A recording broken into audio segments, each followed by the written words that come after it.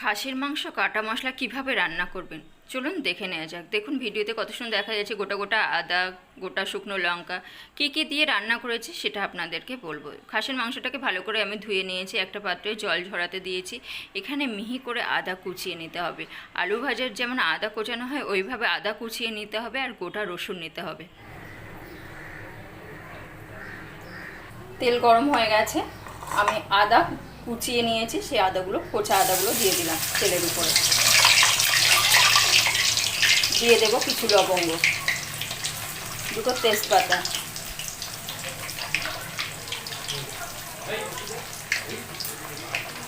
দিয়ে একটু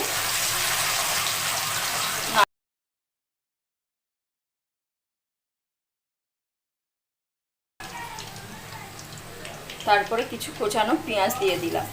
বড় মিহি করে কোচাবেন না, একটু মোটা মোটা করে কুচিয়ে নেবেন।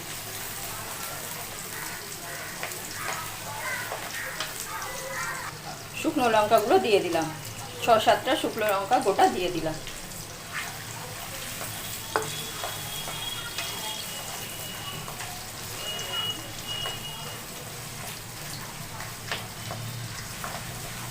সেগুলো সব দিয়ে দেব।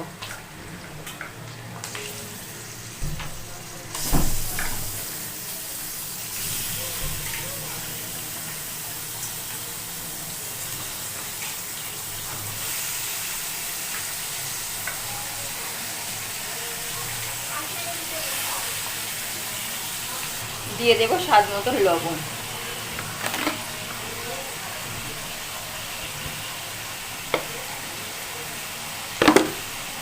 দিয়ে একটু নাড়িয়ে নেব।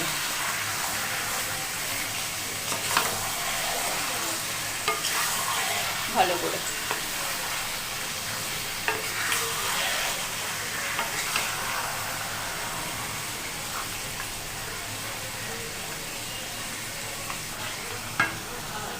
দিয়ে দেব ধনের গুঁড়ো,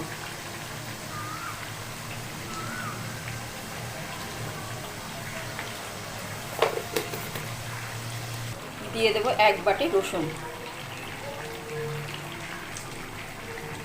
গোটা রসুন সব দিয়ে দিলাম।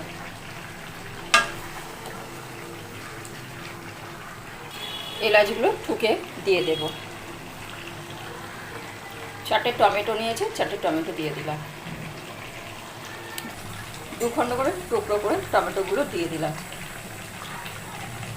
4টে টমেটো দিয়ে দিলাম। আমি দিয়ে দেব 2 চামচের মতন, 4 চামচের 2 চামচের মতন পেস্ট আদা রসুন। 1/2 চামচ মতন কাশ্মীরি লঙ্কার গুঁড়ো দিয়ে দিলাম। একটু নাড়াচাড়া করে নেব।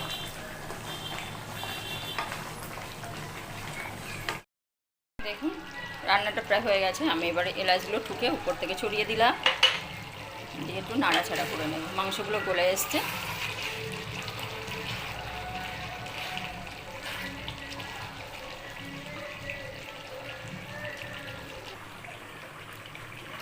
দেখুন একদম তলায় জড়িয়ে যাচ্ছে। যখন দেখবেন এরকম জড়িয়ে গেছে, কোনো মাংসের রস থাকবে না, ঝোল থাকবে না, তখন রান্নাটা কমপ্লিট হয়ে যাবে আপনাদের। এইভাবে কাটা মশলা রান্না করবেন। একটা পাত্রে দেখুন রান্না হয়ে গেছে, কমপ্লিট হয়ে গেছে। আমি এবার গ্যাস বন্ধ করে দেব। দেখুন আমি একটা পাত্রে তুলে আপনাদেরকে দেখাচ্ছি কত সুন্দর দেখতে লাগছে।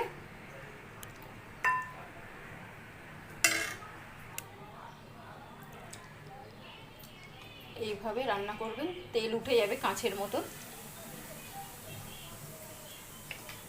একদম গোটা গোটা আদাও থাকবে।